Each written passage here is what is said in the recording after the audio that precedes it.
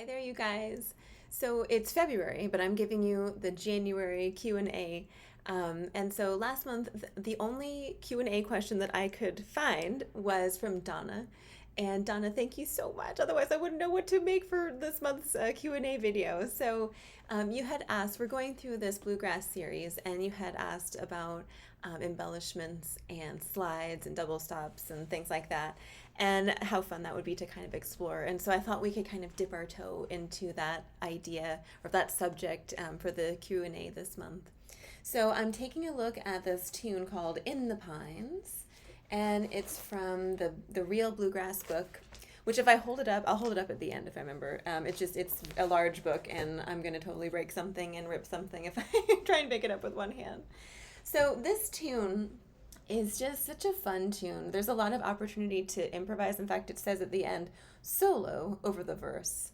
And here's the verse.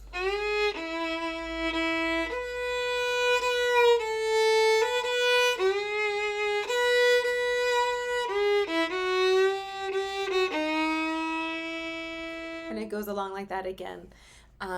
But I think the first thing when it comes to learning this style of music is that you have to listen to it first. You have to listen to either somebody sing it or a few people sing it and find, know what it sounds like to be played by or performed by an actual bluegrass group.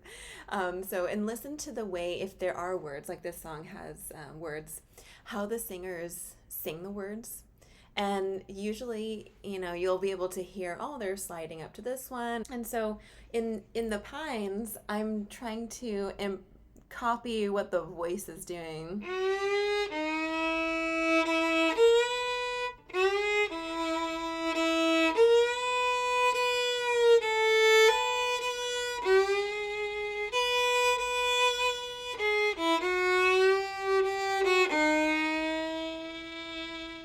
That's what my ear hears, at least, when I listen back to Bill Monroe and his group play this one.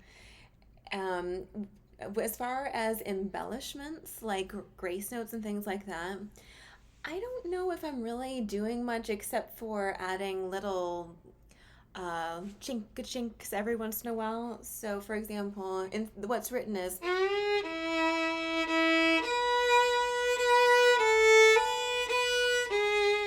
And so instead of just playing it like that, sometimes I'm doing these little chink-a-chink moments.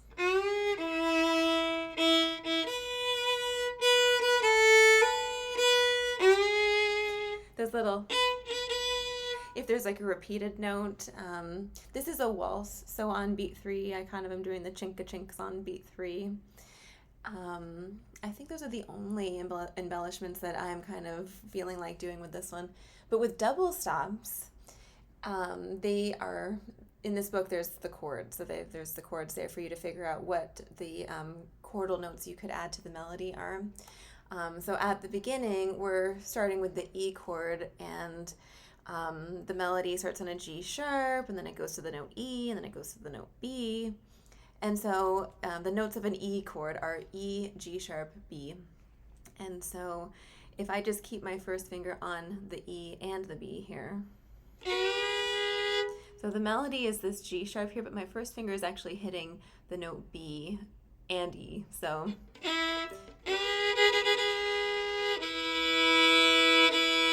And then when my melody goes to the A string, I'm just hitting open E. This is the A chord, which has A, C sharp, E. So A is the melody, and E is going to be my little double stop note.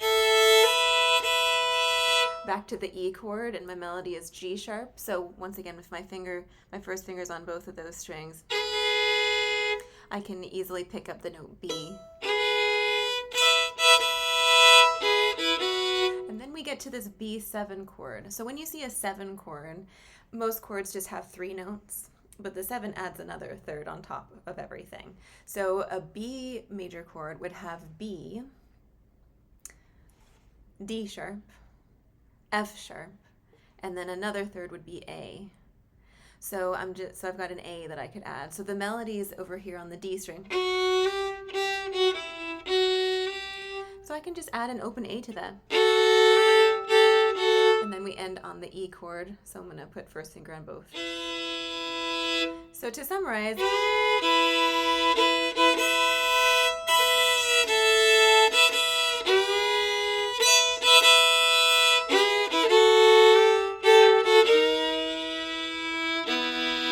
and there's also, I could hop down here, pick up this B.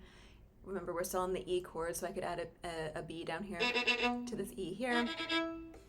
But anyway, I think to summarize, listen to bluegrass players, and then on the violin, we can do all sorts of bends and slides and things to mimic the human voice. So try to mimic the voice that you're hearing and mimic what they do. And then you can add some little chink-a-chinks if you're in a waltz, or if you're in like a 4/4 or kind of like feeling it in 2, you can add those Nashville shuffles, bum ba ba bum ba ba bum ba ba bum bum ba.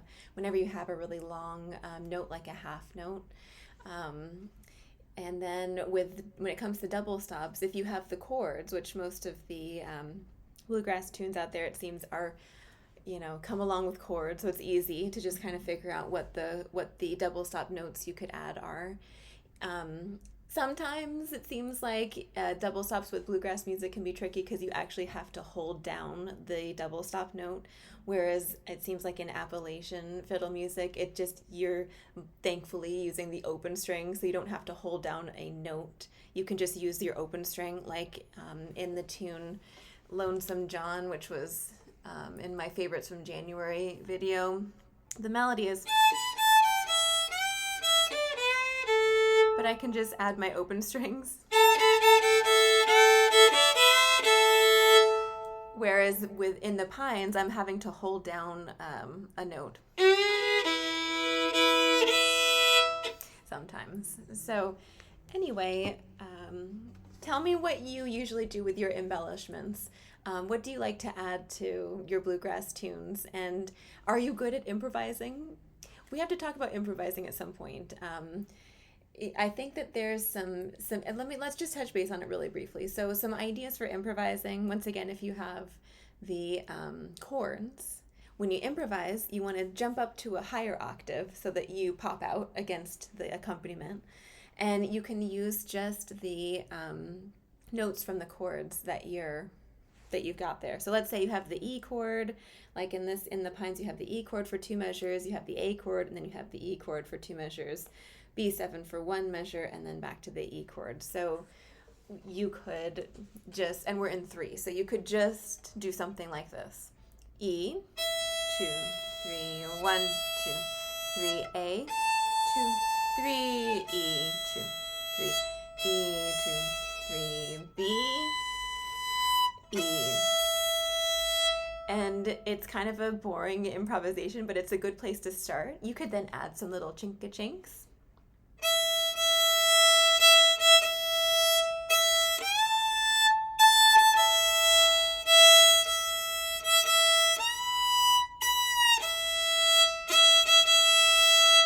If you want to get creative, you could kind of add some other little chordal notes nearby.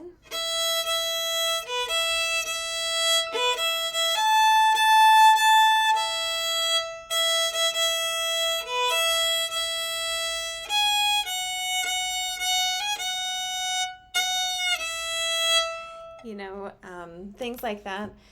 Playing along with backing tracks are really helpful. That's been an interesting thing to play around with. And on YouTube, if you type in the name of the song plus backing track, and you might have to also put the key that it's in, but you might not have to put the key that it's in. Then you can kind of practice playing along. It's fun though. I could rattle on. To make sure that this doesn't rattle on too long, I think I'll end it there. But you guys, comment below in this video for February Q&A if you have any questions. It doesn't have to be on bluegrass. It's just that that's what I'm kind of studying at the moment. I'm taking a look at bluegrass. How's your practicing going? Do you have questions on your bow? Do you have questions on your left hand? Did you like the vibrato video, the vibrato trick video that came out? Yeah, let me know how you're going with everything, and I would love to see you at some of our group classes in February. So we've got 2 violin viola group classes I put together a class for the first 30 minutes, and we'll kind of explore something as a group, and then we have 30 minutes of individual practice, and I check in with you every 10 minutes. So I kind of check in and see how you're doing, if anyone wants to share what they've been practicing, and we just have a little break, because actually it's a very good idea to take breaks in your practice. So those are fun. Those are twice a month. We have those on every other Thursday evening at 7:30. We've got our February virtual studio circle, which is going to be our time to just check in, see how the month was, and provide a little bit of space for people to get out of their comfort zone and just share, what they've been working on. You don't have to play anything. You can just say, hey, I've been learning this song, and does anyone know this song? Or you could play the first couple notes of it if you want, or you can play the whole thing. Works in progress. Welcome. Very welcome. And then we also have our guest artist class with Dr. Craig Wright from Yale University, and he's going to be talking to us about Bach this month. So it's going to be a fabulous month. It's Valentine's Day as well. I hope you all have a wonderful Valentine's Day and eat lots of chocolate, and I will see you all very soon. Thanks for being here today.